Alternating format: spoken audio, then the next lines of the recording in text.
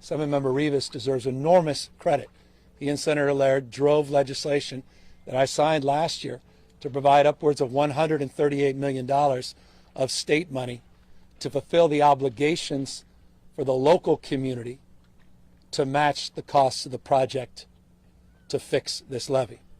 The challenge, you may know, many of you have written about it, some of you have talked about it, but I need to reinforce it, is that we have a project that requires a local match, not a state match, but a local match. 35% of the project has to be borne by the local community, 65% by the federal government. It's estimated, and this was before this storm, that the project's a $397 million project, of which $138 million needs to be borne by the local community. Recognizing that burden and the enormity of that, the legislature stepped up last year, and I was proud to support an effort where the state would move in and we would pick up the responsibility of the local government to the tune of roughly $138 million. Now the challenge is, can't go like that overnight and fix this. And that's why it was soberly stated that we're looking at a 5 to 7 year process. Now, don't get me wrong, as we were just on the levee, I'm not satisfied any more than you are with 5 to 7 years. We know what's happened. Just in the last 5 months, you were this close in January, 3 months, 2 months ago, in terms of that levee breaching. It had not been for the work that was done by your local water agencies and support of some of the state agencies, we may have had an incident in January. We're not out of the woods. Again, the 11th atmospheric river on our way to the 12th, and we're only on the 15th of March. So that's priority number one. We also are working and have been working, and I have Carla Namath here who runs the State Water Project. We have been working with the Army Corps to move away from this mindset as it relates to that socioeconomic front, because there are other communities, not just this community, that potentially will be impacted by similar analysis. We've got to change the way the federal government scores these projects to prioritize those communities that are most vulnerable, period, full stop. If you're California, our values flip to one where we focus, particularly as it relates to disaster response and disaster preparedness, from the lens of socioeconomics. That's the framework which we look to our work on wildfires. It's the aim to which we work as it relates to flood protection as well. The federal government we need to work more collaboratively with. We have put them on notice. I'm reinforcing it here today, not in reaction to this incident, but reinforcing it certainly after this incident, the imperative of moving in that direction. Number three, I recognize the imperative of what was stated. There are a lot of people here that are not immediately eligible for assistance. Folks out here that we're very mindful of. There's not a state in America, not one state, no other state that does more for farm workers in the state of California, and we don't do enough. Please include that. And we don't do enough. I want folks to know, you may know this, but it's important to reinforce today, March 15th, United Way was able to get $42 million from USDA, and they're starting to send out $600 checks for farm workers regardless of their immigration status. And they're working with United Way in Santa Clara, and here in Monterey County, and in other impacted communities. 42 million is not enough, but I want to applaud the great work the United Way and their partner agencies, local agencies, as well as the larger CBO network and philanthropy that we're working with, as we do in these instances, to backfill and offset some of the immediate stress and costs as we work to stack a deeper understanding for FEMA so that we can work towards that major disaster declaration. I've done too many of these major disaster declarations in just 4 short years as governor. We're still assessing the damage to do that, and that's being assessed in real time. And I assure you, no one is more eager to promote that and get that established. And we've had direct conversations with the White House and the President himself, who we talked to on Saturday, specifically about the circumstances here, that's more eager to provide that once we reach that threshold. Beyond that, we now do have an emergency deck that includes, as of yesterday, 43 counties of the 58 in the state of California. We do have, as I speak, 31 shelters that are operating in 14 counties in the state of California. And we continue to provide, in the short run, the kind of high water vehicles that you see around, and obviously the swift search and rescue teams and the work with CAL FIRE, where they're working in collaboration with the incredible, I call them all Swiss Army knives, National Guard, men and women, and the Conservation Corps and others to address not just this moment, to prepare for this weekend and the moments beyond. And I say the moments beyond in closing. I heard loud and clear stormwater capture. That's why I've done 2 executive orders on that front. That's why I did a water plan a few months ago. Please take a look, the 2040 water plan that comes out with numeric goals on groundwater storage, stormwater capture, and water recycling. And because of the legislative leadership of Assemblymember Rivas, $8.6 billion to back that up. A plan, numeric goals, strategies, and money that's been set aside and is being invested and appropriated. And the priority now is time value of these projects. Get these projects moving. And that takes executive orders. Well, we just did 2.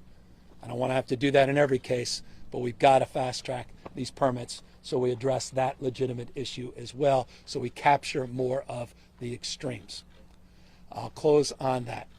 I know this has been extremely stressful for everybody, and keep referring to it. It's a stacking of stress. Everything everybody's been through, not just with these storms of, 6 months ago was the drought.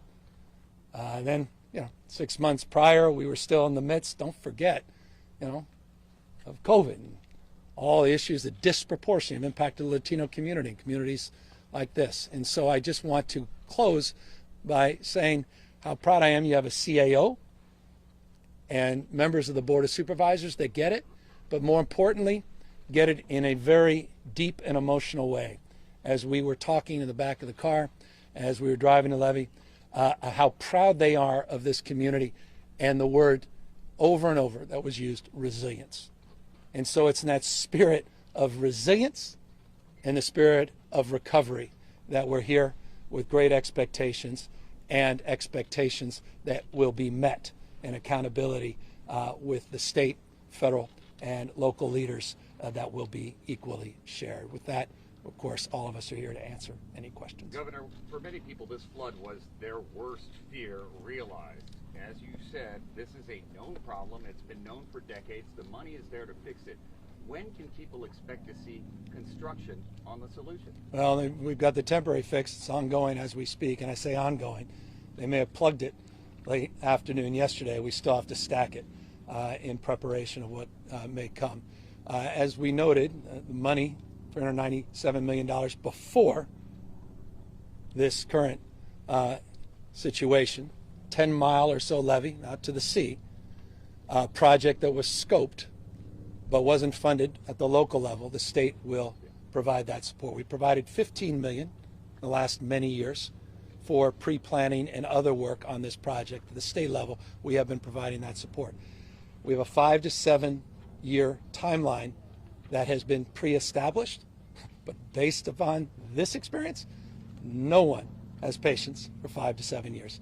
And that now is our job, working with the Army Corps to look at the scope of the project anew and look at that timeline anew, and I assure you those conversations are already underway. One more quick question. You mentioned you spoke with the president. What guarantees of help has he given you? Can you tell us what that conversation was like? He didn't give anything more than an immediate response to our emergency recommendations, or rather requests, within a nanosecond.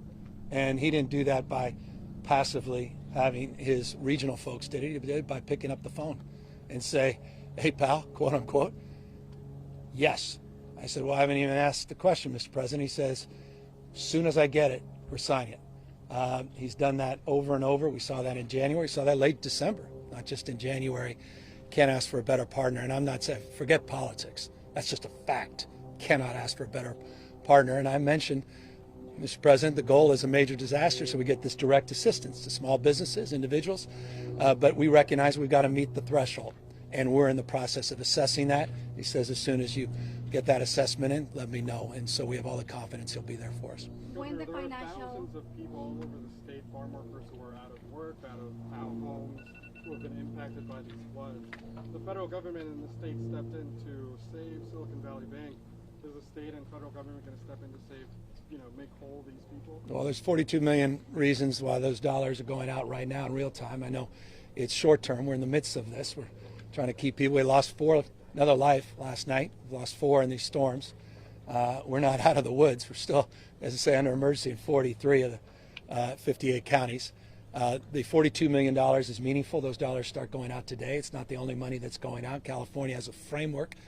My team will provide you a detailed, because it's multi-pages, of the work we do on farm worker housing, the work we do in terms of rapid response grants, the work we did during the pandemic became a baseline of expectation for emergencies like this, of what we could continue to do to fill the gap in terms of those federal gaps that persist. And only underscores, and this is not me abdicating any responsibility, it's me reinforcing a responsibility.